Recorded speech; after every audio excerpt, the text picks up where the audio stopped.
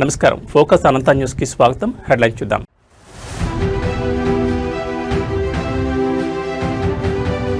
ఇరవై 25 ఆర్థిక సంస్థల కార్యాలయాలకు శంకుస్థాపన. కేంద్ర మంత్రి నిర్మలా సీతారామన్ చేతుల మీదుగా కార్యక్రమం.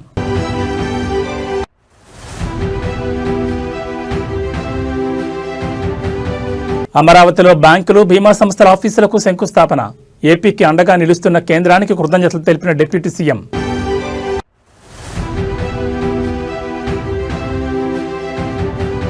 స్థానిక ఎన్నికల జీవో 46పై స్టే ఇచ్చేందుకు హైకోర్టు నిరాకరణ. తెలంగాణలో స్థానిక ఎన్నికలకు లైన్ క్లియర్.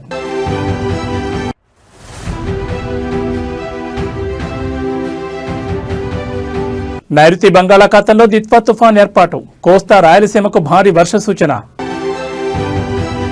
రాజధాని అమరావతి నిర్మాణంలో కీలక ముందడుగు పడింది. అమరావతిని ప్రధాన ఆర్థిక కేంద్రంగా తీర్చిదిద్దే లక్ష్యంతో 25 బ్యాంకులు, ప్రభుత్వ రంగ సంస్థల ప్రధాన కార్యాలయాల నిర్మాణానికి కేంద్ర ఆర్థిక శాఖ మంత్రి నిర్మలా సీతారామన్ శుక్రవారం ఉదయం శంకుస్థాపన చేశారు.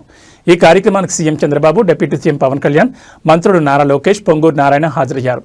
రాజధానిలోని సీడ్ యాక్సిస్ రహదారి పక్కన ఉన్న సిఆర్డీఏ ప్రాజెక్టు కార్యాలయం వద్ద మొదటి బ్లాక్లో ఈ కార్యక్రమం నిర్వహించారు. ఈ ఆర్థిక సంస్థల ఏర్పాటు ద్వారా రాజధానికి 1,328 కోట్ల పెట్టుబడులు రానున్నాయని, తద్వారా సుమారు 6,514 మందికి ఉద్యోగ అవకాశాలు లభిస్తాయని ఏపీ సిఆర్డీఏ ఒక ప్రకటనలో తెలిపింది. ఈ చారిత్రక కార్యక్రమంలో రాజధాని రైతులు, వ్యవసాయ కూలీలు, మహిళలు, స్థానికులు పెద్ద సంఖ్యలో పాల్గొన్నారు.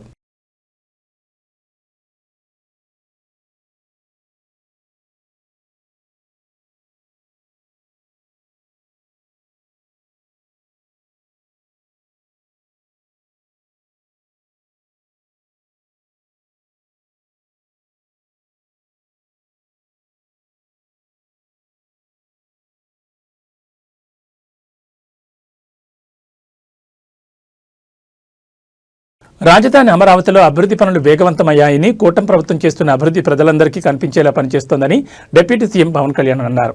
అమరావతి ఫైనాన్షియల్ డిస్ట్రిక్ట్లో 1,334 కోట్ల వ్యయంతో నిర్మించనున్న బ్యాంకులు, బీమా కంపెనీల ప్రధాన కార్యాలయాలకు ఆయన శంకుస్థాపన చేశారు. ఈ సందర్భంగా పవన్ కళ్యాణ్ మాట్లాడుతూ, అమరావతిని ఆర్థిక లావాదేవీల కేంద్రంగా తీర్చిదిద్దడంలో ఈ కార్యక్రమం ఒక శుభసూచకమని పేర్కొన్నారు. పలు బ్యాంకులు, బీమా సంస్థల ప్రధాన కార్యాలయాలు ఒకే చోట కొలువుతీరడం అరుదైన విషయమని, ఆ ఘనతను అమరావతి సాధించిందని అన్నారు. ఈ కేంద్రాలన్నీ ఒకే చోట ఉండడం వల్ల ఆర్థికంగా అందరికీ ప్రయోజనం చేకూరుతుందని వివరించారు. ఈ రోజు వేస్తున్న పునాదులు అమరావతి ఆర్థిక భవిష్యత్ నిర్మాణానికి అత్యంత కీలకమని ఆయన అభిప్రాయపడ్డారు. ఆంధ్రుల కళల రాజధాని అమరావతి ఆర్థిక పురోగతికి పునాది పడిన రోజుది. ఆర్థిక కార్యకలాపాలకు మూల స్తంభాలైన బ్యాంకింగ్ వ్యవస్థ కొలువుదీరేందుకు వీలుగా ఏర్పాటు చేసిన ఈ బ్యాంకింగ్ స్ట్రీట్కి పునాది రాయి వేసే బృహత్తర కార్యక్రమంలో విచ్చేసిన గౌరవ కేంద్ర ఆర్థిక మంత్రి వర్యులు శ్రీమతి నిర్మలా సీతారామన్ గారికి, గౌరవ ముఖ్యమంత్రి వర్యులు శ్రీ నారా చంద్రబాబు నాయుడు గారికి, సెంట్రల్ మినిస్టర్ శ్రీ పెమ్మసాని చంద్రశేఖర్ గారికి, సోదరులు నారా లోకేష్ గారికి, ఫైనాన్స్ మినిస్టర్ శ్రీ పయ్యావుల కేశవర్ గారికి, సభను అలంకరించిన గౌరవ సహచర మంత్రి వర్యులకి, గౌరవ పార్లమెంట్ సభ్యులకి, గౌరవ శాసన మండలి మరియు శాసనసభ్యులకి, నాయకులకి హృదయపూర్వక ధన్యవాదాలు. ఇక్కడికి విచ్చేసిన అధికారులందరికీ కూడా నా ప్రత్యేక నమస్కారం. మై హోల్ హార్టెడ్ నమస్కారమ్స్ to all the representatives of the premier banking institutions and insurance companies. My on behalf of people of AP and our government our heartfelt welcome and నమస్కార్స్ టు యు ఆల్. రాష్ట్ర పురోగతి కోసం వేస్తున్న ప్రతి అడుగులో గౌరవ ప్రధాని శ్రీ నరేంద్ర మోదీ గారి నాయకత్వంలోని కేంద్ర ప్రభుత్వం అందిస్తున్న తోడ్పాటు మరువలేనిది. ముఖ్యంగా ప్రత్యేకించి అమరావతి అభివృద్ధికి వారు అందిస్తున్న ప్రోత్సాహం మేము గుండెలో పెట్టుకుంటాం. ఈ రోజున అమరావతి అభివృద్ధి ప్రాజెక్టులు సాగుతున్నాయి అంటే అది నారా చంద్రబాబు గారి నాయకత్వంలోని ఈ ప్రభుత్వం సంకల్ప బలం, మోదీ గారి కేంద్ర ప్రభుత్వ సహకారం. కేంద్రం నుంచి వస్తున్న ఆర్థిక సాయం కాగితాల లెక్కల్లో కరిగిపోకుండా జరుగుతున్న అభివృద్ధి ప్రతి ఒక్కరికి కనపడేలా జవాబుదారీతనంతో ఈ ప్రభుత్వం పనిచేస్తుంది. Madam Nirmala Sitharaman ji, your visit here is not just ceremonial. It is deeply symbolic and strategically significant. By laying the foundation stones for these banking institutions, you are laying the foundation for financial prosperity in our capital. It is a reaffirmation of the central government's commitment to Andhra Pradesh and a personal endorsement from you and Honorable Prime Minister Sri Narendra Modi ji of our developmental vision. నేడు bank of India, Indian bank, bank of Baroda, IDBI, LIC లాంటి premier banking institutions, అలాగే బీమా సంస్థలు ఒకటే చోట ప్రత్యేకించి ఒక banking స్ట్రీట్కి ఉండటం చాలా దేశంలో చాలా అరుదైన పరిస్థితి సంఘటన. అలాంటి దానికి పునాది వేసిన బ్యాంకింగ్ స్ట్రీట్ అమరావతి నగరానికి ఆర్థిక శక్తినిచ్చే అతిపెద్ద అడుగు. ప్రధాన బ్యాంకుల కార్యాలయాలు, ఆర్థిక సంస్థలు ఒకటే చోట ఉండటం వల్ల ఆర్థిక కార్యకలాపాలు, వ్యాపార లావాదేవీలు చాలా వేగంగా పుంజుకుంటాయి. పెట్టుబడిదారుల విశ్వాసం పెరుగుతుంది. ఆ విశ్వాసం అమరావతిని ఆర్థిక కేంద్రంగా నిలబడుతుంది. దీనికోసం 1300 కోట్ల పైగా పెట్టుబడి, 6500 మందికి జీవనోపాధి ఎంప్లాయ్మెంట్ దొరుకుతుంది. అలాగే మాట కట్టుబడి ముఖ్యంగా అమరావతి రైతాంగం 34,915 ఎకరాల భూములు రాష్ట్ర భవిష్యత్తు కోసం ఇచ్చిన రైతుల నమ్మకమే మన రాజధాని నగరానికి ఈ పునాది. నేడు పునాది వేసింది కేవలం భవనాలకు కాదు, ఆంధ్రప్రదేశ్ భవిష్యత్తుకు పడిన పునాది. ఇది అమరావతికి ఆర్థిక కేంద్రం, విద్యా కేంద్రం, ఒక పరిశోధనా కేంద్రం, ఒక మంచి పరిపాలనా కేంద్రంగా ఎదగడానికి నేటి పునాది బలం చేకూరుస్తుంది. ఈ క్రమంలో కేంద్రం నుంచి అందుతున్న సహకారానికి నిర్మలా సీతారామన్ గారికి ప్రత్యేకంగా ధన్యవాదాలు తెలుపుకున్నాం. ఒకసారి ఆంధ్రప్రదేశ్ ప్రజలందరూ కూడా ఎన్డీఏ ప్రభుత్వం ఏర్పాటు తర్వాత మనకి గౌరవ ప్రధానమంత్రి మోడీ గారు అందించిన సహకారం, ఆయన నాయకత్వంలో ప్రత్యేకించి ఆంధ్రప్రదేశ్కి వైజాగ్లో మీరు పెట్టుబడులు దాదాపు జనవరిలో 2 లక్షల కోట్లు పెట్టుబడికి ఆ రోజు ముందుకు తీసుకెళ్లారు. 7. దేవతల రాజధాని, రైతుల త్యాగం అమరావతి అని రాష్ట్ర మంత్రి నారా లోకేష్ అన్నారు. అమరావతిలో బ్యాంకు భవనాల నిర్మాణం శంకుస్థాపన కార్యక్రమానికి హాజరైన ఆయన మాట్లాడారు. దేవతల రాజధానిని దెయ్యాల్లాగా నాశనం చేయాలని చూశారని, 3 రాజధానుల పేరిట 3 ముక్కలాట ఆడి గత ప్రభుత్వంలో ఒక్క ఇటుకు కూడా పేర్చలేదన్నారు. కానీ ఒక వ్యక్తి నివసించడానికి విశాఖపట్నంలో ప్యాలెస్ కట్టారని గుర్తు చేశారు. ఎన్ని కుట్రలు చేసినా, ఎన్ని ఇబ్బందులు పెట్టినా జై అమరావతి అనే నినాదంతో తామంతా ముందుకెళ్లామన్నారు. ఒకే రాష్ట్రం, ఒకే రాజధాని కోసం పోరాడామన్నారు. జై అమరావతి అంటే కేసులు పెట్టారని, మహిళలను పోలీసు బోట్లతో తన్నారని పేర్కొన్నారు. 1130 రోజులు ఉద్యమం నడిచిందని అన్నారు. 270 మంది రైతులు ప్రాణాలు కోల్పోయారని గుర్తు చేశారు. 3000 మందికి పైగా రైతులపై కేసులు పెట్టారన్నారు.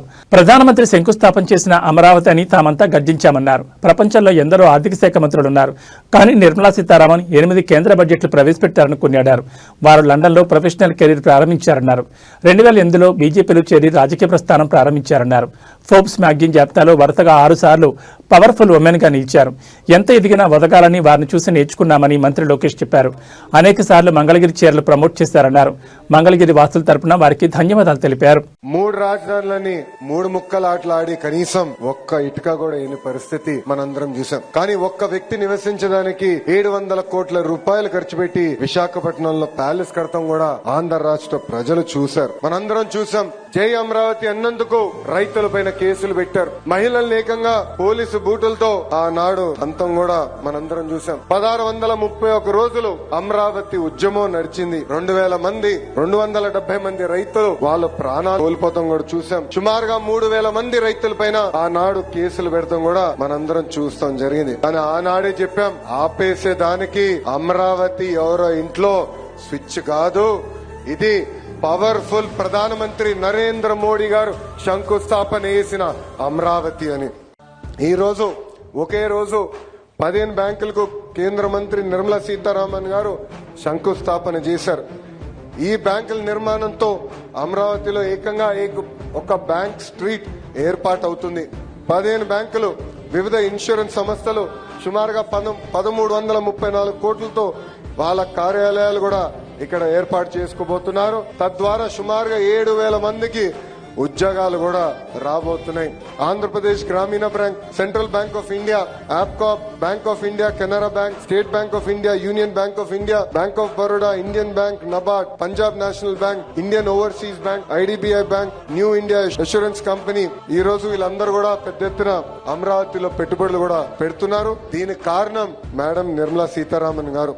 నైరుతి బంగాళాఖాతంలో ఏర్పడిన దిత్వా తుఫాన్ ప్రభావంతో ఆంధ్రప్రదేశ్లో రానున్న 2 రోజులు భారీ వర్షాలు కురిసే అవకాశం ఉందని విపత్తుల ప్రతిస్పందన సంస్థ హెచ్చరించింది. కోస్తా రాయలసీమ ప్రాంతాల్లో శని ఆదివారాల్లో ప్రజలు అప్రమత్తంగా ఉండాలని సూచించింది. ప్రస్తుతం ఈ తుఫాన్ శ్రీలంక తీరానికి సమీపంలో ట్రింకోమలికి 80 కిలోమీటర్ల దూరంలో కేంద్రీకృతమై ఉంది. పుదుచ్చేరికి 480 కిలోమీటర్లు, చెన్నైకి 580 కిలోమీటర్ల దూరంలో ఉన్న ఈ తుఫాన్ గడిచిన 6 గంటల్లో గంటకు 8 కిలోమీటర్ల వేగంతో నెమ్మదిగా కదులుతోంది. ఆదివారం నాటికి ఇది ఉత్తర తమిళనాడు, పుదుచ్చేరి, దక్షిణ కోస్తాంధ్ర తీరాల సమీపానికి చేరుకుంటుందని అధికారులు అంచనా వేస్తున్నారు. ఈ పరిణామాల నేపథ్యంలో విపత్తుల ప్రతిస్పందన సంస్థ ఎండీ ప్రకాష్ జైన్ కీలక సూచనలు జారీ చేశారు. తుఫాను ప్రభావంతో సముద్రం అల్లకల్లోలంగా ఉంటుందని, అందువల్ల మత్స్యకారులు ఎవరూ వేటకు వెళ్లొద్దని ఆయన స్పష్టం చేశారు. అదేవిధంగా రైతులు కూడా తమ వ్యవసాయ పనుల్లో తగిన జాగ్రత్తలు తీసుకోవాలని కోరారు. అధికారులు పరిస్థితిని నిరంతరం సమీక్షిస్తూ అవసరమైన చర్యలు తీసుకుంటున్నారు.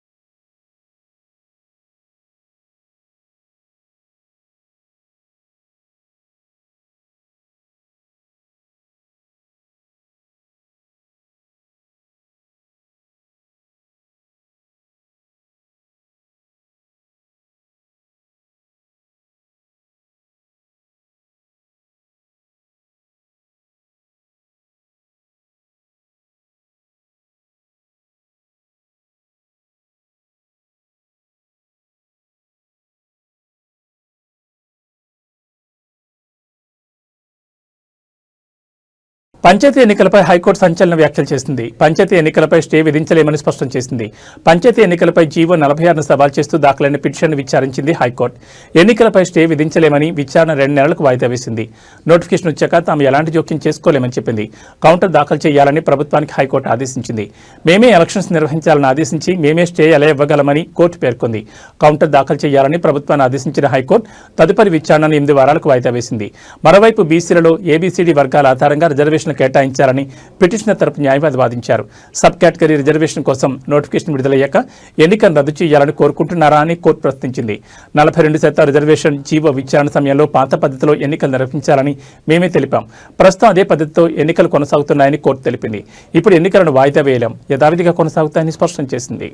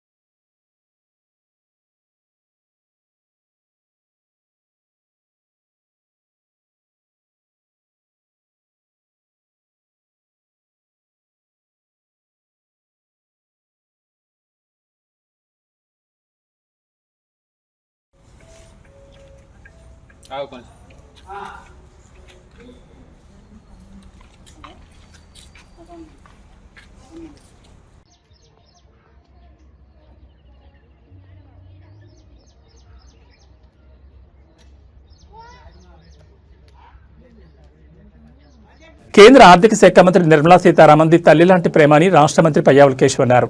అమరావతిలో శుక్రవారం జరిగిన బ్యాంక్ భవనాల శంకుస్థాపన కార్యక్రమానికి ఆయన హాజరయ్యారు. ఈ సందర్భంగా మంత్రి మాట్లాడుతూ కేంద్ర ఆర్థిక శాఖ మంత్రి నిర్మలా సీతారామన్ తనతో పాటు దేశ ఆర్థిక వ్యవస్థను అమరావతికి తీసుకొచ్చారన్నారు. అక్కడకు హాజరైన బ్యాంకుల ప్రతినిధులను, అధికారులను ఉద్దేశిస్తూ వారి అపాయింట్మెంట్ దొరకడం కూడా కష్టమన్నారు. అలాంటిది వారిని అమరావతికి తీసుకురావడంలోని ఆంధ్రప్రదేశ్ పట్ల నిర్మలా సీతారామన్ మద్దతు కనిపిస్తోందన్నారు. చాలా మంది నిర్మలా సీతారామన్ చాలా టఫ్ లేడీ అని చెప్పారన్నారు. ఈ మాటను తాను అంగీకరిస్తున్నానని తెలిపారు. ఇంట్లో అమ్మ కూడా అంతే కఠినంగా ఉంటారన్నారు.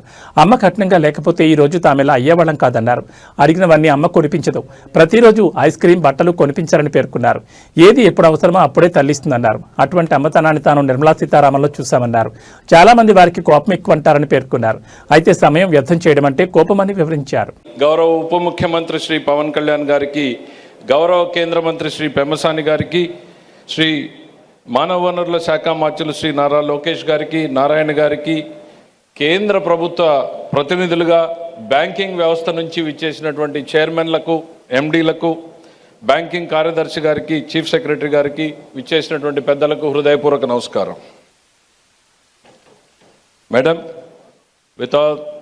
with all the humbleness and gratefulness and gratitude, I would like to begin my speech for what you have done to the state. మీరు ఒక మర్చిపోలేనటువంటి పరిస్థితుల్లో ప్రారంభమైంది మా ప్రభుత్వం నడక. ఐసీయూలో ఉన్నటువంటి రాష్ట్రాన్ని ఎలా ముందుకు తీసుకెళ్ళాలి అని చంద్రబాబు నాయుడు గారి ఎక్స్పీరియన్స్కి, మీరు అక్కడి నుంచి అందిస్తున్నటువంటి సహకారానికి నరేంద్ర మోడీ గారి ప్రభుత్వానికి ఈ రాష్ట్రం తరఫున హృదయపూర్వకంగా రుణపడి ఉంటామనేటువంటిది ఈ సందర్భంగా తెలియజేయాలనుకుంటున్నాను. మేడం, ఇవాళ మీరు రావడం కాదు మేడం, మీతో పాటు దేశ ఆర్థిక వ్యవస్థను మొత్తం తీసుకొచ్చారు.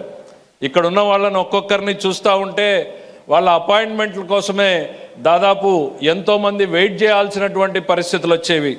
The great state bank, the great union bank of India, bank of Baroda, the Canara bank, the bank of India, Indian bank, central bank of India, NABARD, Andhra Pradesh గ్రామీణ bank, state cooperative bank, Punjab national bank, Indian overseas bank, IDI bank limited, and the largest investor LIC of India and the New India Assurance Company. దేశ ఆర్థిక వ్యవస్థ మొత్తం ఈరోజు బొంబాయిలో లేదు, అమరావతిలో ఉంది అనడానికి ఇంతకన్నా మీరు మాకిస్తున్నటువంటి సపోర్ట్కి ఇంతకన్నా వేరే ఏం ఎగ్జాంపుల్ అవసరం లేదు madam. With all the whole heartedness you have been supporting us and we shall be ever grateful to you. నా స్పీచ్లోకి వెళ్ళే ముందు వారితో నాకున్నటువంటి ఒక సంవత్సరంలో నా అనుభవాలను రెండు పంచుకోవాలనుకుంటున్నాను. నేను రాజకీయాల్లో 40 సంవత్సరాలుగా ఉన్నా, చంద్రబాబు నాయుడు గారితో ప్రతిరోజు నేర్చుకుంటూనే ఉన్నా. మేడం గారిని కలిసే మొదటి రోజుల్లో చాలామంది చెప్పారు, she's a tough lady. Yes, she's tough, she's tough. ఇంట్లో అమ్మ కూడా అంతే కఠినంగా ఉంటుంది. మన ఇంట్లో ఆ కఠినంగా అమ్మ లేకపోతే మనం ఇట్లా తయారైండే వాళ్ళం కాదు. అడిగినవన్నీ అమ్మ కొనివ్వదు, అడిగినవన్నీ అమ్మ ఇవ్వదు మన చేతికి. ప్రతిరోజు ఐస్ క్రీమ్లు ఇవ్వదు, ప్రతిరోజు బట్టలు ఇవ్వదు, ప్రతిరోజు మనం చేయాల్సినవి చేయదు. ఏది అవసరమో, ఎప్పుడు అవసరమో అప్పుడే ఇస్తుంది తల్లి. అలాంటి అమ్మతనాన్ని ఆమెలో చూశాను నేను. If she is tough, yes, she is really tough. If it is not in the interest of the state, if it is not in the interest of the people, it is not interest of the financial discipline, she is tough. కోపం ఎక్కువ అంటారు madam, I'm taking Liberty please. కోపం ఎక్కువ అంటారు. Yes, time waste చేయడం అంటే ఆమెకు కోపం ఎక్కువ. ఎవరైనా టైం తీసుకుంటే, if she gives a time, amazing. 40 సంవత్సరాల్లో చాలా మందిని చూశాను నేను. She comes thoroughly prepared. Telangana Jagruthi అధ్యక్షురాలు కవిత ప్రస్తుతం కామారెడ్డిలో పర్యటిస్తున్నారు. ఈ సందర్భంగా బీసీలకు 42% రిజర్వేషన్లు కల్పించాలని డిమాండ్ చేస్తూ కామారెడ్డిలో కల్వకుంట్ల కవిత ఆధ్వర్యంలో రైలు రోకో నిర్వహించారు. ఆమెతో పాటు తెలంగాణ జాగృతి నాయకులు రైలు పట్టాలపై బైఠాయించి నిరసన తెలిపారు. దీంతో రంగంలో దిగిన పోలీసులు కవితను అరెస్ట్ చేసి స్టేషన్కు తరలించారు. తెలంగాణ రాష్ట్రంలో బీసీలకు 42% రిజర్వేషన్లు కల్పించాలని కవిత డిమాండ్ చేశారు. అనంతరం వారు ట్రాక్పై కూర్చుని రాష్ట్ర ప్రభుత్వానికి వ్యతిరేకంగా నినాదాలు చేశారు. మరోవైపు అప్రమత్తమైన కామారెడ్డి పోలీసులు రైల్వే ప్రొటెక్షన్ ఫోర్స్ సిబ్బందితో కలిసి జాగృతి నేతలను అక్కడి నుంచి తప్పించే ప్రయత్నం చేస్తుండటంతో ఉద్రిక్త పరిస్థితులు నెలకొన్నాయి. ఈ తరుణంలో కవితను అరెస్ట్ చేశారు. బీసీలకు 42% రిజర్వేషన్లు ఇస్తామని హామీ ఇచ్చిన కాంగ్రెస్ ప్రభుత్వం ఇప్పుడు కేవలం 17% రిజర్వేషన్లతోనే పంచాయతీ ఎన్నికలకు వెళ్లడం దారుణమన్నారు. రాష్ట్రంలో బీసీ రిజర్వేషన్లు అమలు కాకుండా కాంగ్రెస్, బీజేపీలు అడ్డుకుంటూ కుట్రలు చేస్తున్నాయని ఆరోపించారు.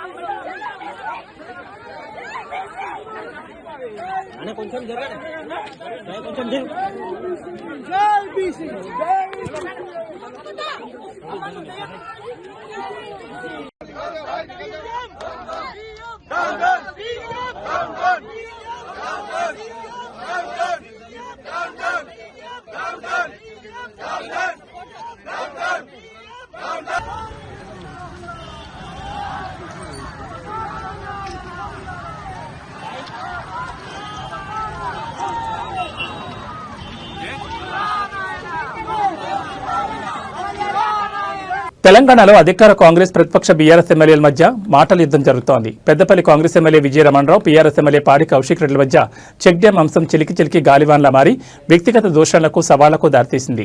జగిత్యాల జిల్లాలోని తనుగుల మానేరు చెక్ డ్యాం నాణ్యత ఆరోపణలు, ఈ డ్యాంలో జరిగిన నష్టంపై ఇద్దరు ఎమ్మెల్యేలు ఒకరిపై ఒకరు విమర్శలు దాడి చేసుకున్నారు. ముఖ్యంగా బీఆర్ఎస్ ఎమ్మెల్యే పాడి కౌశిక్ రెడ్డి కాంగ్రెస్ ఎమ్మెల్యే విజయ రమణరావుపై తీవ్రమైన ఆరోపణలు చేస్తూ ఘాటుగా స్పందించారు. తనను బెదిరించే ప్రయత్నాలు జరుగుతున్నాయని కౌశిక్ రెడ్డి ఆరోపించారు. కౌశిక్ రెడ్డి మాట్లాడుతూ కాంగ్రెస్ ఎమ్మెల్యే విజయ రమణరావు తన అనుచరులతో ఫోన్ కాల్స్ చేయించి తనను బెదిరించే ప్రయత్నం చేస్తున్నాడని ఆగ్రహం వ్యక్తం చేశారు. అంతేకాదు బెదిరింపులకు తాను భయపడనని సవాల్ విసురుతూ మీ అనుచరులకు భయపడతావా అని వ్యాఖ్యానించారు. దాదాపు మీరు చూడొచ్చు నా ఫోన్లు ఇప్పుడు మీకు చూపిస్తా. ఒక 500 మంది తోని ఫోన్లు చేపిస్తా ఉన్నారు. ఏమని బెదిరిస్తా ఉన్నారు ఫోన్లు చేసి. ఇవన్నీ మిస్డ్ కాల్ చూడొచ్చు. ఇగో ఇప్పుడు కూడా గదే ఫోన్ కాల్ ఉంటాయి.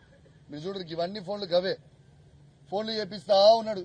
చిన్న పిల్లగాడు చేపించినాడు. దీనికి ఎవడో భయపడతాడు అన్నట్టు. విజయన్న, నేను నిన్ను అడుగుతా ఉన్నాను, నిన్ను సవాల్ ఎవడు విసిరమన్నాడు? ఎవడైనా రైతులు అడిగిందా నిన్ను? మేము అడిగినామా నీ సవాల్ విసిరమని? సవాల్ నువ్వే విసిరినావు. నీ సవాల్ని మేము స్వీకరించినాం. స్వీకరించి చూపించిన తర్వాత ఇవాళ నీకు జవాబు లేకుండా మీ కాంగ్రెస్ పార్టీ కొందరు బ్రోకర్లతోని ఫోన్లు చేయించి బెదిరిస్తా ఉంటే భయపడేటోడు ఎవడున్నాడు? విజయన్న, ఒకటి గుర్తుపెట్టుకో, మీ రేవంత్ రెడ్డికే నేను భయపడలే. మీ రేవంత్ రెడ్డినే నా ఇంటికి బరాబర్ అని రోజు నిలదీస్తా ఉన్నా. ఈ బచ్చగాలు వాళ్ళు వీళ్ళు ఫోన్ చేస్తే మేము భయపడతామైంది.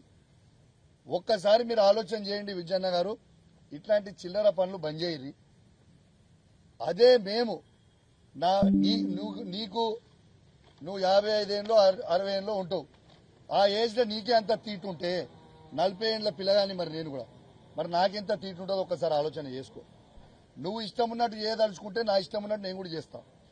రేపు నువ్వు ఇదే విధంగా మీరు కంటిన్యూ అయితే రేపు మా బీఆర్ఎస్ పార్టీకి మేము కూడా కాల్ ఇచ్చి మా హుజరాబాద్ నియోజకవర్గం నుంచి కావచ్చు, మీ పెద్దపల్లి నియోజకవర్గం నుంచి కావచ్చు, యావత్ తెలంగాణ నుంచి కావచ్చు, మా బీఆర్ఎస్ పార్టీ నాయకులు అందరూ కూడా నీకు ఫోన్ చేసి ఎప్పుడు రాజీనామా చేస్తున్నావు అని మేము అడిగిపించే పరిస్థితి తీసుకొచ్చుకోకు. ఉందాగా రాజకీయాలు చేయి, ఉందాగా ఉండు. నువ్వు సవాల్ విసిరిను. నిన్ను ఎక్కడ కూడా నేను పర్సనల్ గా విమర్శించలేదు, పర్సనల్ గా మాట్లాడు. సరే, మీరన్నే విధంగానే 100% బ్లాస్ట్ చేసిర్రు. మీరన్న విధంగానే ఒక నిమిషం నిజం అనుకుందాం. మరి ఆ కాంట్రాక్టర్ ఎవరు? మంత్రి పొంగిలేటి శ్రీనివాసరెడ్డి, రాఘవ కన్స్ట్రక్షన్స్ కాంట్రాక్టర్. మరి ఆయన తప్పై ఉండుంటే మరి ఆయనని బ్లాక్ లిస్ట్ లో పెట్టి వేల కోట్ల రూపాయల కాంట్రాక్ట్ ఇలా కాంగ్రెస్ ప్రభుత్వంలో ఆయన చేస్తున్న కొడంగల్తో సహా మరి బ్లాక్ లిస్ట్ లో పెట్టి ఆ టెండర్లు క్యాన్సిల్ చేయండి. టెండర్లు క్యాన్సిల్ చేసి చేయండి. ఎందుకు చేయరు? మరి మీ నోటికొచ్చినట్టు మీరు మాట్లాడితే ఎవరు ఊరుకుంటారు? మంత్రి సీతక్క జిల్లాలో ఇసుక మాఫియాకు వ్యతిరేకంగా ప్రజలు నిరసన దిగారు. ఇసుక రీచ్ వెంటనే ఆపాలని పురుగుల మందు డబ్బాలతో ప్రధాన రహదారిపై బైఠాయించి ధర్నా చేపట్టారు. గ్రామస్తులు ఇసుక లారీల వల్ల పంట పొలాలు, రోడ్లు నాశనం అవుతున్నాయని వెంటనే ఇసుక రీచ్ ఆపాలని డిమాండ్ చేశారు. ఆందోళన దిగిన గ్రామస్తులపై ఇసుక సొసైటీ సభ్యులు దాడికి పాల్పడ్డారు. గ్రామస్తులపై ఇసుక సొసైటీ సభ్యులు చేసిన దాడిలో గాయపడిన బాధిత మహిళను ఆసుపత్రికి తరలించారు. ములుగు జిల్లా కలెక్టర్ ఎన్నిసార్లు చెప్పినా పట్టించుకోవడం లేదని, ప్రభుత్వ పెద్దలు వెంటనే చర్యలు తీసుకోవాలని ఆవేదన వ్యక్తం చేశారు.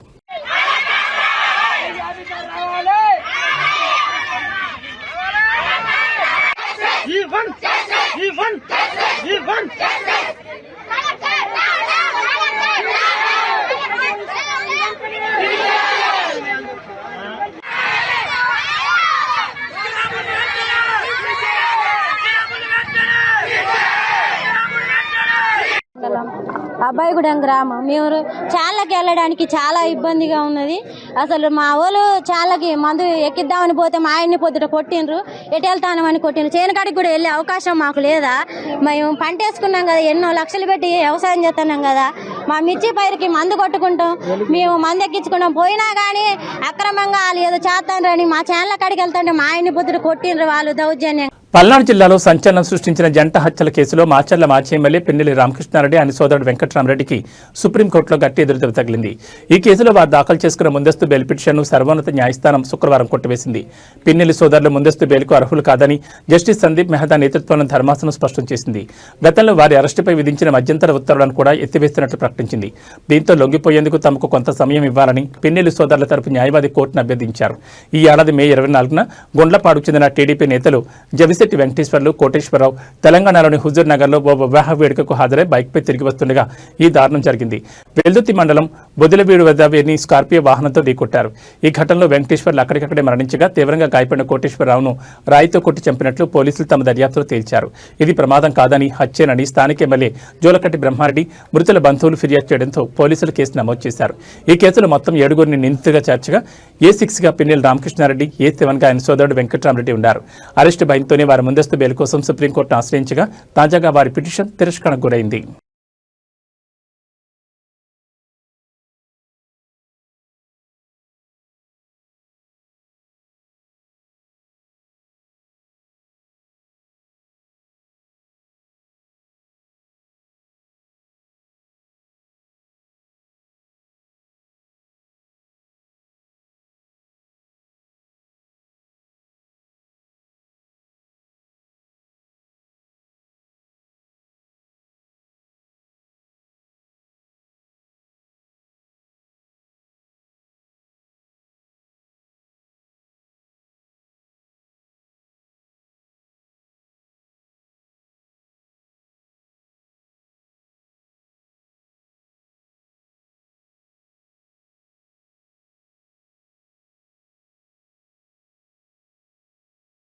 ఆహార భద్రతా ప్రమాణాల విషయంలో అధికారులు రాజీ పడడం లేదు. హైదరాబాద్ నగరంలో ముఖ్యమైన ఆన్లైన్ డెలివరీ సంస్థల గోడౌన్లపై ఫుడ్ సేఫ్టీ అధికారులు విస్తృత దాడులు నిర్వహించారు.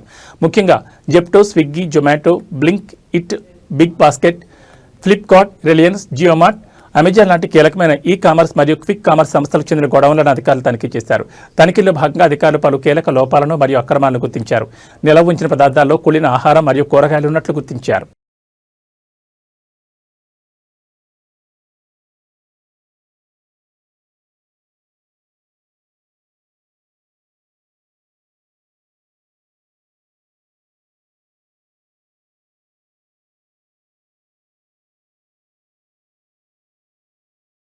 ఇవి బులెటిన్ విశేషాలు. నమస్కారం.